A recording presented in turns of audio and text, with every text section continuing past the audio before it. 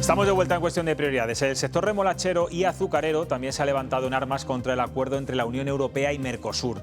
Avisan de que tenemos suficiente azúcar para los consumidores y que todo lo que entre de fuera va a sobrar. Hoy queremos hablar de este asunto y de otros que tienen muy preocupados a los agricultores con el presidente de Acor, la mayor cooperativa azucarera de España. Él es Jesús Posada. ¿Qué tal? Buenas noches. Buenas noches.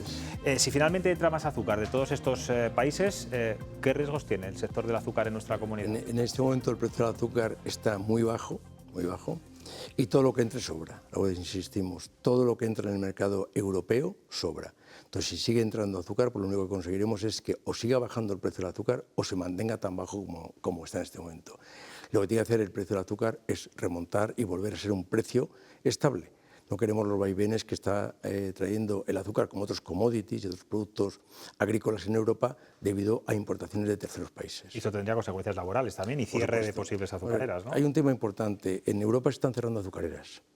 Es cierto que el sector remolachero en Europa le mantiene fundamentalmente las cooperativas. El 72%, digo 72%, por cerca del 80% de las fábricas azucareras y el sector remolachero en Europa es de cooperativas. Es un sector muy cooperativizado y, a pesar de haber cerrado fábricas, alguna cooperativa, el porcentaje de cierre de fábricas de sociedades anónimas en Europa, es mucho mayor que las cooperativas. Luego sí, se cierran cooperativas. Se habla mucho de las exigencias, de esas cláusulas que muchos agricultores y ganaderos consideran que no va a haber, de las mismas exigencias que hay aquí de controles con los productos que puedan venir de los países de Mercosur.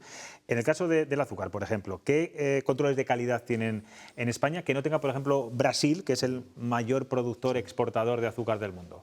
Hay que entender que la palabra reciprocidad, que es la que decimos los agricultores, es la que exigimos. La reciprocidad también en la forma de producir azúcar. El azúcar que nosotros producimos fundamentalmente en Europa es de remolacha. Y tenemos unos controles, tenemos unas exigencias y unos fitosanitarios autorizados muy limitados. El azúcar que viene de Mercosur y de otros muchos países es de caña de azúcar. Los fitosanitarios que tienen ellos autorizados son mucho mayores que nosotros. El otro día oía que el 80% de los fitosanitarios que tiene Brasil, fundamentalmente insecticidas, están prohibidos en la Unión Europea. Son diferentes armas. Nosotros queremos reciprocidad, fundamentalmente, y en el sector del azúcar es exactamente lo mismo.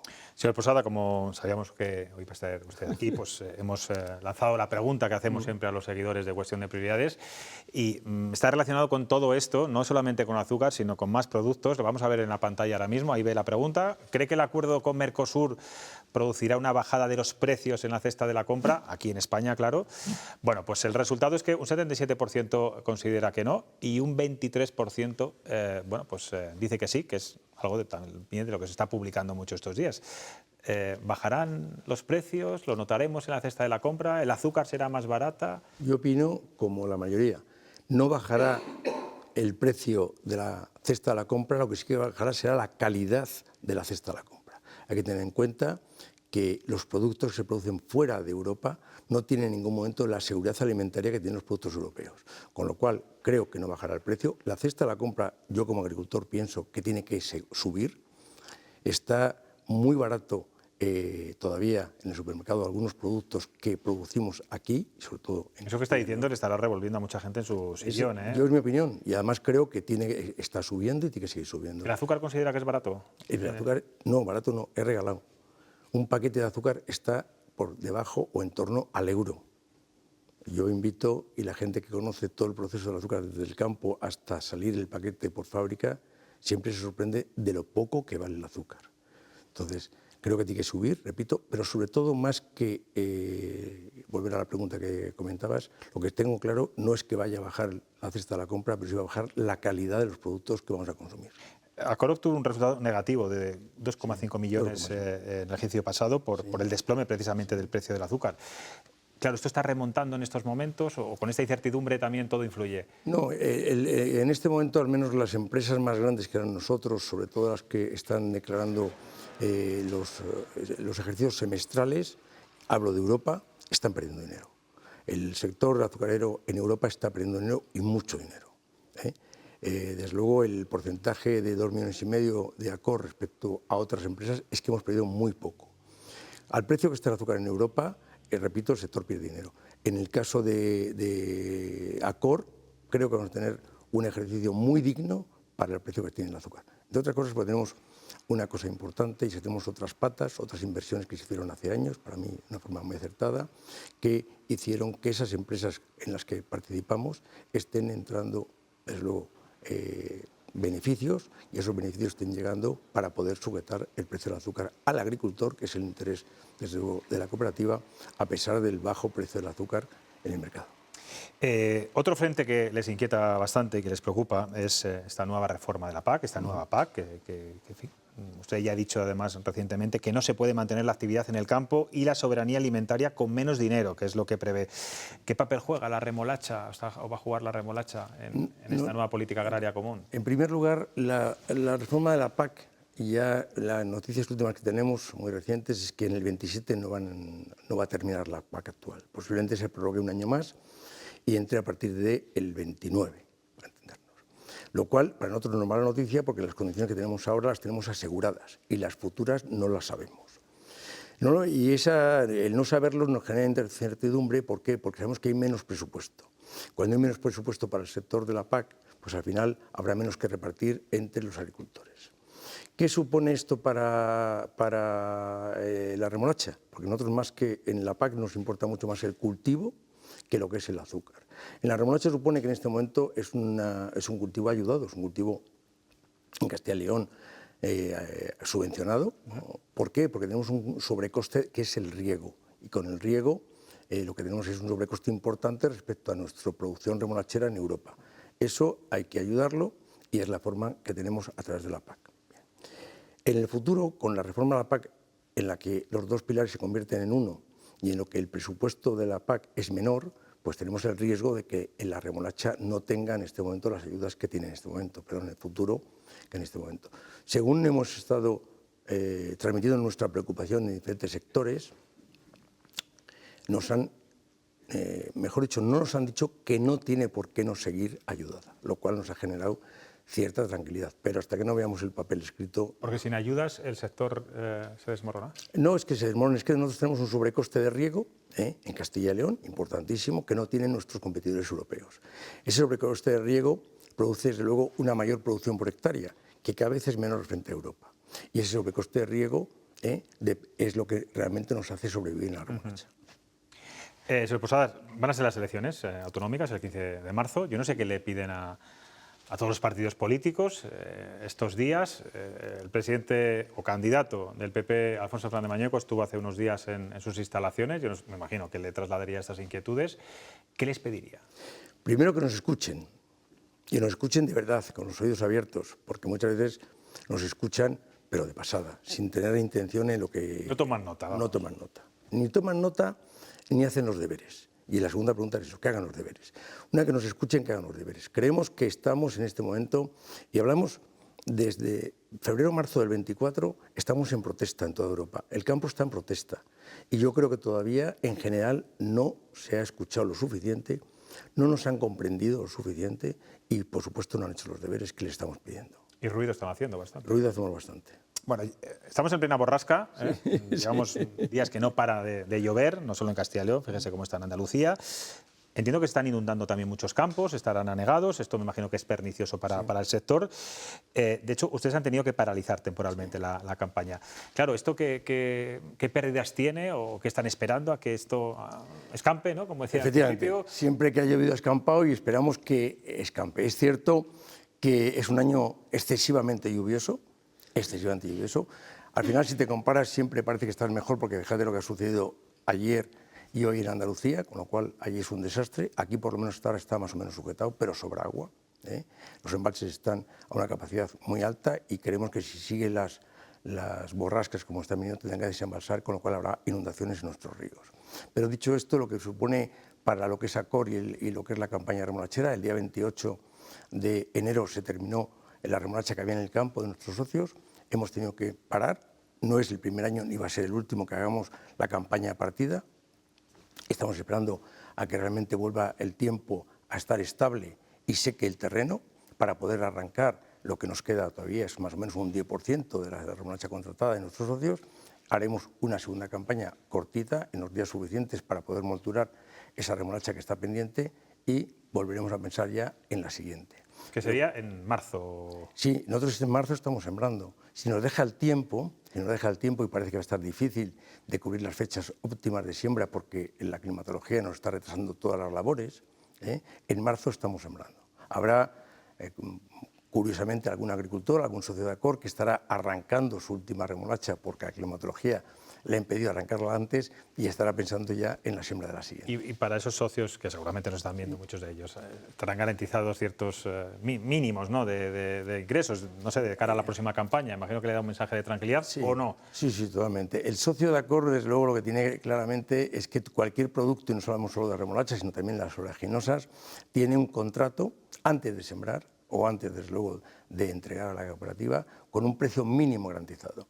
Nosotros siempre trabajamos con un precio mínimo garantizado que genera y que estudia el Consejo Rector, y a partir de ahí todo lo que vaya desarrollándose en el ejercicio económico y se pueda poner más en ese precio mínimo se pone, y se ha hecho así los últimos años. Esta campaña, que estamos ya pensando en la próxima siembra, que repito que si las condiciones son óptimas se arrancará en marzo, repetimos el precio mínimo garantizado de los 55 euros tonelada tipo, y a partir de ahí, repito, queda mucho para cerrar nuestro ejercicio económico próximo, y lo que se puede poner a mayores se pondrá. Pero hoy día 55 euros tonelada de remolacha es para la gran mayoría de los remolacheros y socios de ACOR rentable, y sobre todo es un cultivo mucho más seguro y más rentable en este momento que los cultivos alternativos que tenemos en Castilla y León de verano. Pese a todo lo que está pasando. Bueno, eso es una buena noticia. Vamos a ver qué le pregunta a los compañeros. Elena sabe mucho de agricultura. O sea que... Muy buenas noches. Muy buenas noches. Nosotros hablamos de la PAC como algo muy familiar, ¿no? Pero no sé si todo el mundo sabe que la política agraria común se crea después de la Segunda Guerra Mundial en Europa. Es el primer gran acuerdo europeo, precisamente para garantizar alimentos suficientes a la población y a un precio razonable, y para que nunca más se vuelva a hundir el campo en Europa, ¿no?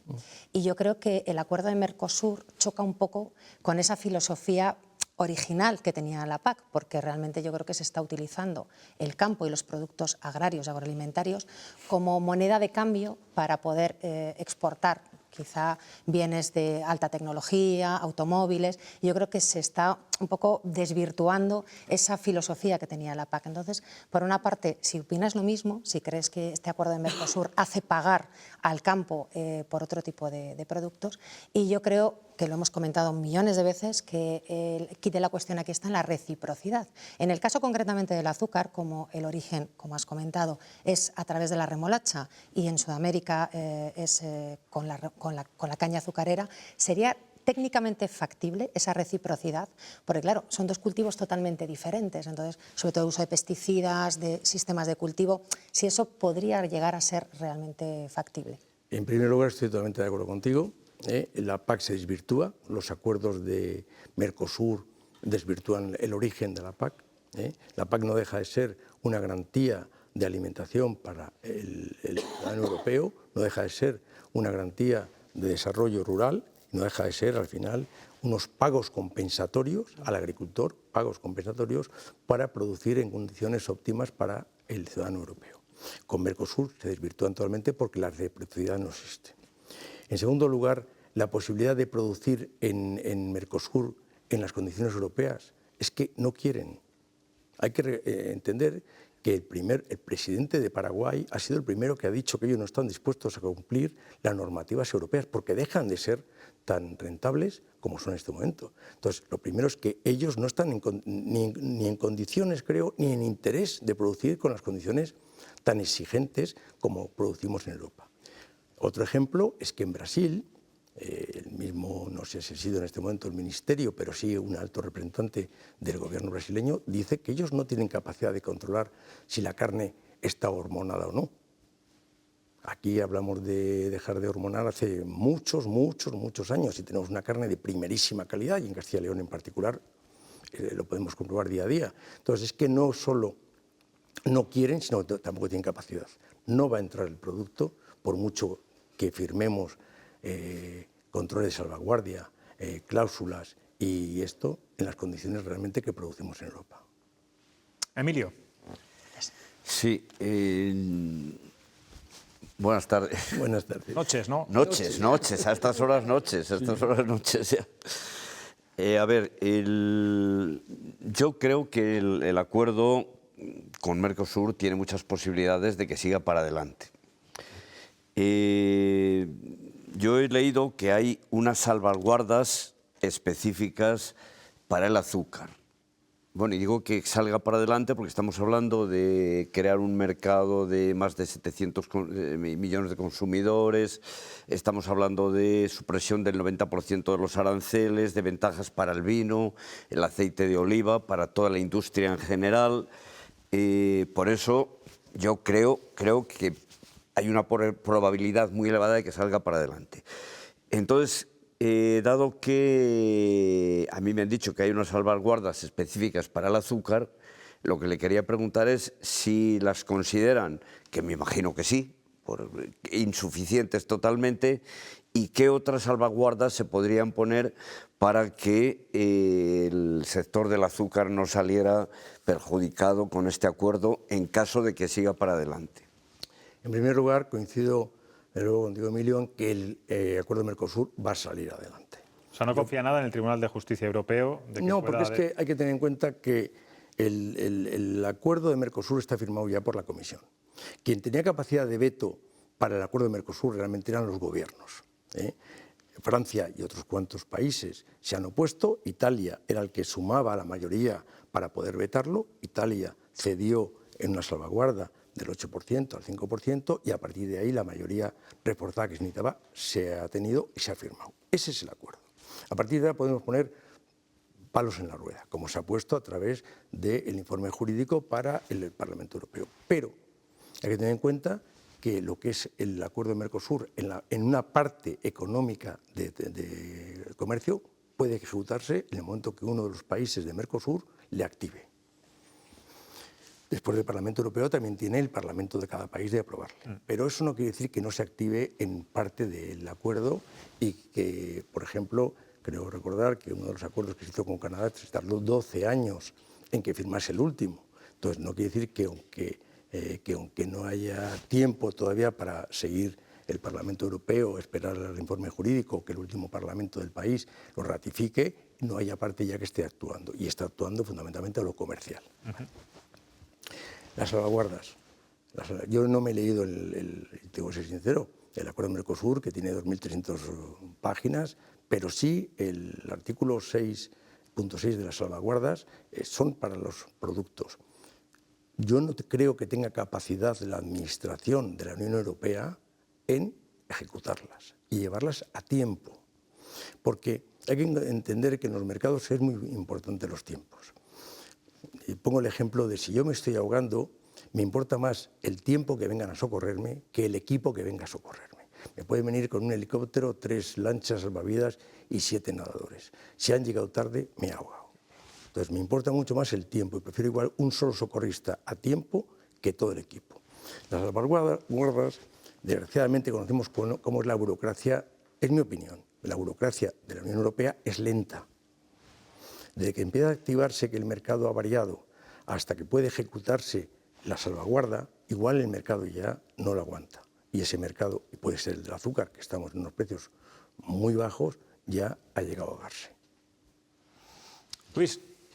Buenas noches, señor Posada. Ustedes están en pleno proceso de ejecución del segundo plan estratégico Acormás, ¿no? Que va del 25 al 27 y que tenía 2 objetivos fundamentales, que eran, por un lado, el rejuvenecimiento del campo y, por otra parte, el buen uso del agua, ¿no?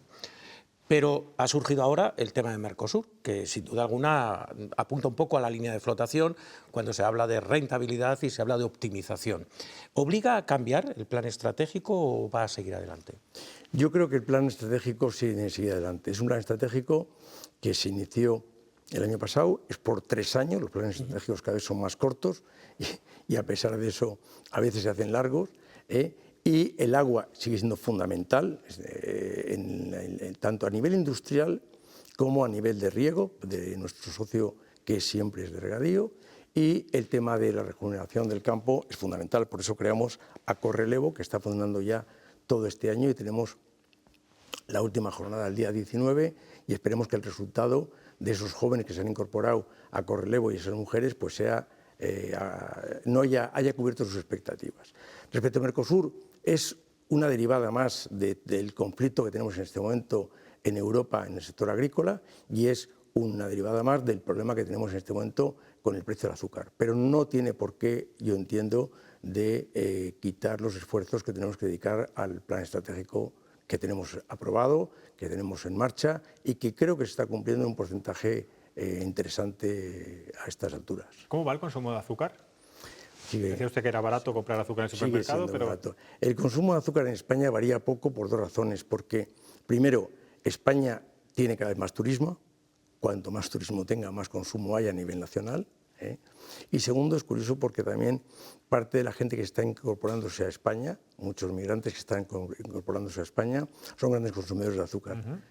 Entonces, el consumo medio por habitante año se sigue manteniendo entre 26 y 27 kilos anuales y varía poco todavía. hacen más postres que nosotros. Hacen más postres. Son más dulces, son más dulces que nosotros. Pues Jesús Posada, presidente de ACOR, gracias por estar aquí. Muchísimas gracias a todos ustedes.